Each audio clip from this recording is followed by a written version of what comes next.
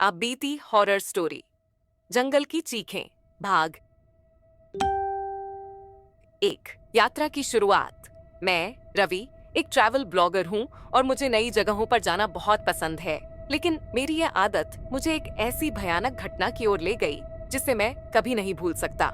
ये बात पिछले साल की है जब मैंने उत्तराखंड के एक छोटे से गांव चंपावत की यात्रा की योजना बनाई।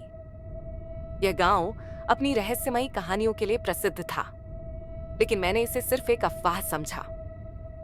गांव पहुंचने के बाद वहां के लोगों ने बताया कि आसपास के जंगल में रात में जाना खतरनाक है। उन्होंने कहा कि वहां से अक्सर डरावनी चीखें आती हैं और कई लोग जो वहां गए कभी लौटे ही नहीं। मैंने इसे सिर्फ अंधविश्वास समझकर नजरअंदाज कर दिया, लेकिन मेरे अंदर का जिज्ञासु मन उस जंगल के रहस्य को जानने के लिए बेचैन था। भाग 2। जंगल में कदम। रात के लगभग 11 बजे मैं अपने कैमरे और टॉर्च के साथ जंगल में चला गया। शुरू में सब कुछ सामान्य लग रहा था। हवा हल्की हल्की बह रही थी और चांदनी में पेड़ों की परछाइयां डरावनी लग रही थीं। मैं धीरे धीरे अंदर बढ़ता गया, लेकिन जैसे जैसे मैं जंगल के गहरे हिस्से में पहुंचा, वहां की हवा भारी लगने लगी। अचानक मुझे लगा कि कोई मेरे पीछे चल रहा है। मैं मुड़ा, लेकिन वहां कोई नहीं था। मैंने इसे अपना भ्रम समझा और आगे बढ़ गया। कुछ कदम आगे जाते ही मुझे किसी के फुसफुसाने की आवाज सुनाई दी। इस बार मैं डर गया। मैंने टॉर्च चारों ओर घुमाई, लेकिन कुछ भी नहीं दिखा। भाग 3। रहस्यमयी हवेली। कुछ आगे जाने पर मुझे एक पुरानी टूटी फूटी हवेली दिखी। ऐसा लग रहा था कि वह सालों से वीरान पड़ी है। उत्सुकता में मैंने अंदर जाने का फैसला किया। जैसे ही मैं दरवाजे के पास पहुंचा, दरवाजा अपने आप चरमराते हुए खुल गया। मैं अंदर घुसा और इधर उधर देखने लगा। दीवारों पर अजीब औगरीब चित्र बने थे और धूल जमी हुई थी। अचानक हवेली के अंदर से एक भयानक चीख गूंज उठी। मेरा दिल जोर जोर से धड़कने लगा। मैंने पीछे मुड़कर भागने की कोशिश की, लेकिन दरवाजा अपने आप बंद हो गया। मैं उसे धक्का देने लगा, पर वह हिला भी नहीं। तभी मुझे लगा कि मेरे पीछे कोई खड़ा है। मैं कांपते हुए पीछे मुड़ा और जो देखा उसने मेरी रूह तक कंपा दी। भाग 4। डरावना साया। मेरे सामने एक लंबा काला साया खड़ा था, जिसकी आंखें जलती हुई अंगारों जैसी लाल थीं। उसकी शक्ल किसी इंसान जैसी नहीं थी। उसकी हड्डियां उभरी हुई थीं और उसका चेहरा बेहद डरावना था। उसने धीरे धीरे मेरी तरफ हाथ बढ़ाया। मैं घबराकर जोर जोर से दरवाजा पीटने लगा।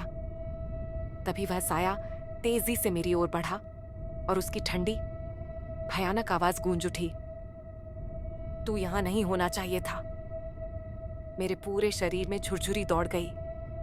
मेरी टॉर्च अचानक बंद हो गई और हवेली के अंदर घना अंधेरा छा गया। मुझे ऐसा लगा जैसे कोई मुझे पकड़कर खींच रहा हो। मैंने पूरी ताकत लगाकर दरवाजा धक्का दिया और अचानक दरवाजा खुल गया। भाग 5। जान बचाकर भागना।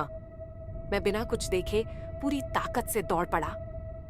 मेरे पीछे तेज तेज कदमों की आवाज आ रही थी, जैसे कोई मुझे पकड़ने की कोशिश कर रहा हो। मैं हांफता हुआ गांव की ओर भागा।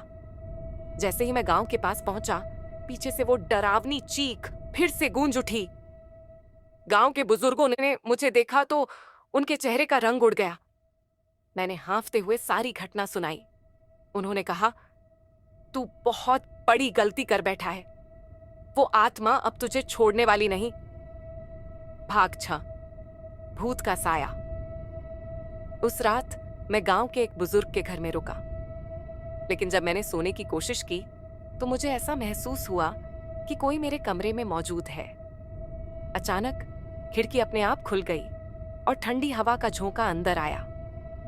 कमरे में रखे सामान अपने आप हिलने लगे। तभी मुझे फिर से वही फुसफुसाहट सुनाई दी, तू बच नहीं सकता।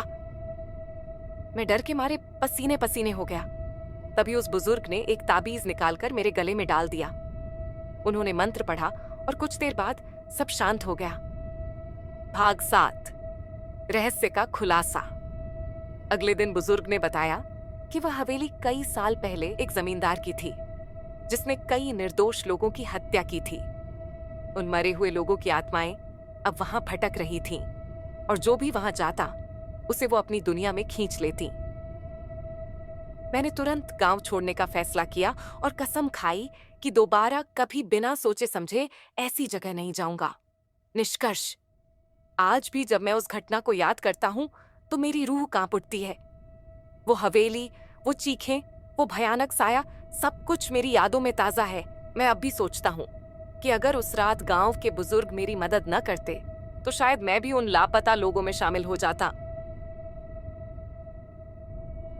एक जमींदार की थी जिसने कई निर्दोष लोगों की हत्या की थी। उन मरे हुए लोगों की आत्माएं अब वहां भटक रही थीं और जो भी वहां जाता उसे वो अपनी दुनिया में खींच लेती। मैंने तुरंत गांव छोड़ने का फैसला किया और कसम खाई कि दोबारा कभी बिना सोचे समझे ऐसी जगह नहीं जाऊंगा। निष्कर्ष, आज भी जब मैं उस घटना को याद करता हूं तो मेरी रूह कांप उठती है। वो हवेली, वो चीखें, वो भयानक साया, सब कुछ मेरी यादों में ताजा है। मैं अब भी सोचता हूँ कि अगर उस रात गांव के बुजुर्ग मेरी मदद न करते तो शायद मैं भी उन लापता लोगों में शामिल हो जाता।